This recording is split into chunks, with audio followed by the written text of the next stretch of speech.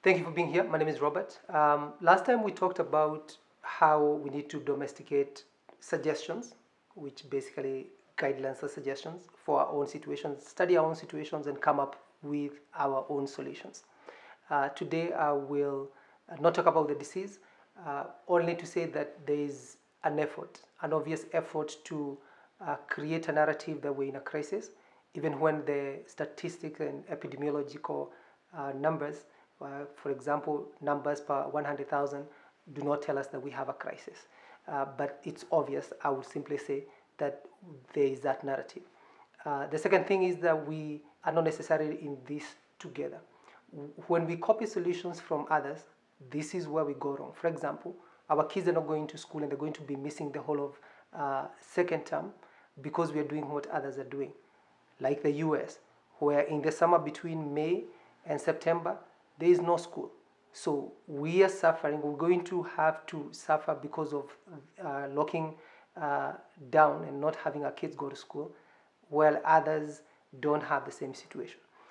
But today I want to dissect the lockdown and show how it creates conditions for others to make money from our economy, even in this situation where Wanjiko is suffering. And that's the apps on which we are holding our meetings, the airtimes we are buying, and banks, including IMF, World Bank, and investors that are oversubscribing our debt markets, meaning by overbidding the treasury bills that we are selling. Let me start with the apps and how that has created the conditions for others to make money in this situation where everyone in Kenya is suffering. Enabled by balloons that came as an announcement from the president on the 23rd of March to allow for 4G networks so that we can be able to have these meetings. Way before the lockdown was announced in April the 6th,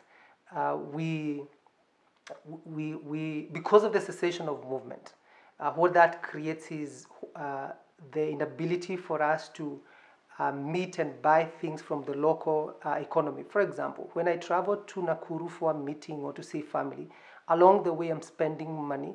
I am buying tea and mandazis.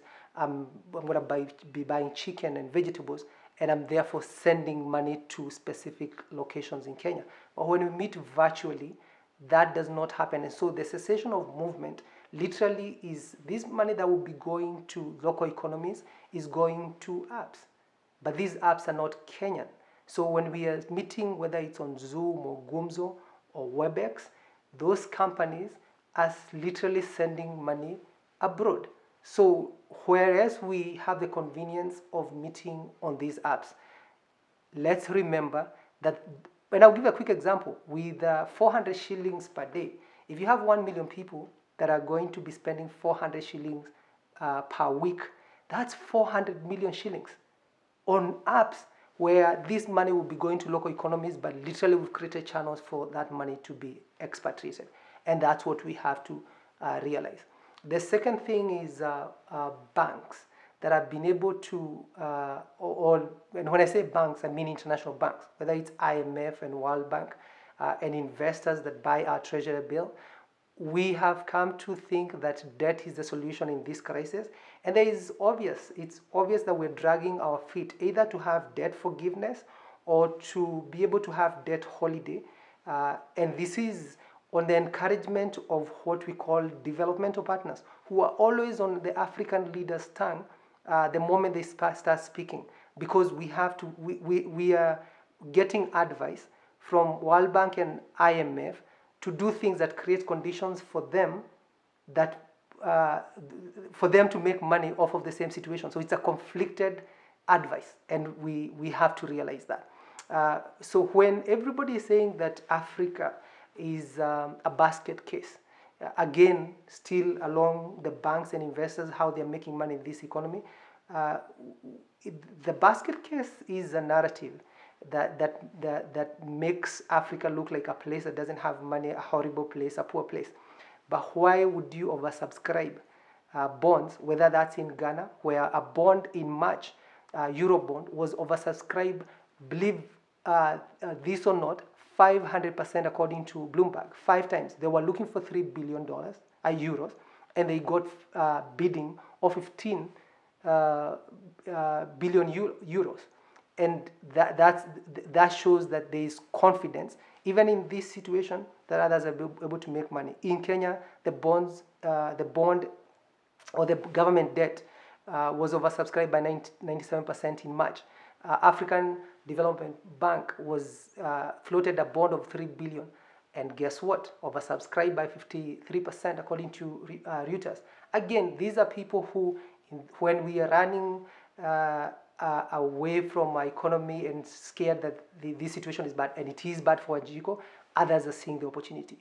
And these opportunities created by the cessation of movement, which is making our companies weaker. So when it comes, so the World Bank is going to benefit from that. The IMF is going to benefit from that because they make interest of the debt that they give us, and we seem to think that they are giving us money. They are not. They're giving us a loan. And investors, they're getting interest at the end. And their demanding is high in this March. Demanding in an oversubscribed situation, they're demanding 11 or upwards of 11%. And so those are people who are making money in this condition. Others are people who are going to be buying our companies, who are teetering on the edges of bankruptcy. Like the Central Bank of Kenya governor told us that 5 million of them are going to be going bankrupt. That's going to create a death spiral of companies that depend on those little businesses where they're going to be needing money. But who has money in this situation to buy those companies? Not our local banks. Our local banks are investing in government bonds. So the only person who has money is the international investor who is going to be buying up our company. And in this case, this is where I say, when I'm pointing out the international investor, I am not against foreign direct investment. This simply saying we cannot on one hand say that we are buying Kenya to build Kenya. At the same time, we have companies that are basically expatriating our wealth because it's a one-way street. And this is what we have to wake up to. So when those companies become weak, they're going to be bought up. They're looking for strategic investors. For example, Tuskys is looking for a strategic investor because of this cash-strapped situation, lockdown, emboldened investors that are going to be making money off this lockdown, and are going to be buying up our companies. And that's something that we have to change. The second one is because of this meeting, we're obviously spending more airtime. And I'll give a number. So Safaricom is making a killing. And Safaricom, you might say it's Kenya just because it's shrouded in Swahili. Yes, we only own 35%, and the rest of that goes mostly to the UK, Vodafone. And so if we spend 50 shillings, 10 million of us spend 50 shillings every day, that is 500 million shillings going abroad, mostly to the UK. And those are situations that we, again, have been created by this cessation of movement, where we only think it's Nairobi and Mombasa that has been on lockdown. But when you lock down Mombasa and Nairobi, that's the entire of the Kenyan economy. Those are the engines of the Kenyan economy, and therefore they are money that is not going to local places that should be going, but for the lockdown. The other curiosity about the meeting that was held on April 3rd, just before the lockdown, by African leaders. There is a curious person that was there, the president of France, President Macron. Why was he there in that meeting? He made certain suggestions that Africa need to coordinate the Ministry of Health, Finance, and Transportation. But for who?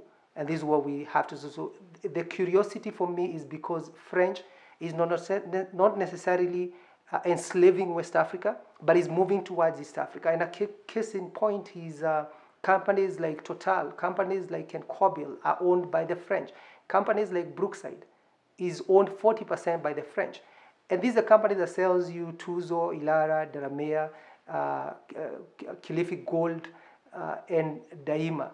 And so when we are spending money on these companies, we are literally 40% of that money is going to France. And these are some of the things that we have to stop, because we cannot on one side say that we are going to buy Kenya to build Kenya, but on the other hand, We are literally creating conditions for others, whether it's by the decisions we are making or by, which include the cessation of movement, or by partnering with international investors that are expatriating our wealth. We cannot be telling people to be dressing up in kitenges on Friday, but on the other hand, we are sending money abroad, and that has to stop. So the question is, how do we stop that? It is very easy to feel helpless, and the system is up to get you, and you don't realize the power is in your hand. So if you're an individual, how you vote on a daily basis is the decisions on what you buy.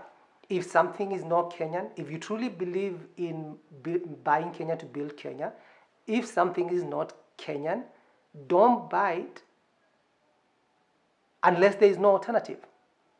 And that's the choices we have to make. So for example, when you're buying Mountain Fresher, Mount Kenya milk, Makueni fresh, Kinagop, pasture, you're sending money to your parents. You're sending money to your uncle. As opposed to buying milk, 40% of which income is going to be going to France. And those are the decisions that we have to make as individuals, and not feeling helpless like there is nothing we can do. Secondly, as individuals, when the lockdown ends, do not get into the culture of meeting virtually on apps that are sending money abroad. Continue having local meetings in restaurants, in hotels, away from Nairobi, because you're sending money to the local economies. And that's what we have to do. But again, if we have to meet virtually, how about us building truly Kenyan-owned apps and circles, cooperatives that have a lot of money and mostly spending it in land? Why not today, if you run a circle, start creating apps where we can be meeting online and keeping that money in Kenya? If somebody is making 400 million shillings a week from 1 million people, imagine how much money you can make. Some of these apps don't take 5 days to build. And you have people, Kenyans are known to be good coders, and they have created apps. Some of the apps like Gumzo is made in Kenya, not necessarily owned by Kenyans. And that's what circles need to realize. You create the conditions for us to keep our money circulating in Kenya and not going away. If you're a circle, some of these delivery companies, for example, which I didn't mention earlier, where we are getting deliveries from supermarket by companies that are not owned by Kenyans. Again, buy Kenya, build Kenya. Build those apps. You have the money. Don't spend it in idle assets. Spend it on these technologies that are expatriating our wealth. And that's what we have to do to be able to save ourselves from a system that is creating money for the already wealthy African and their international business partners. This is what we have to change. It is in our hands. If you're a musician, get this message and create music that is going to educate our young people to be able to make choices every day by what we buy. Because to truly build Kenya, we have to buy Kenya. And if we don't know what is Kenyan, we are literally mortgaging and sending our wealth abroad. Our doors are open, and we have to shut those doors by how we spend our money and the apps that we create and how we own our companies. And that's a choice we have to make. Thank you for listening and for having this conversation. Let's continue the conversation. Have a good day.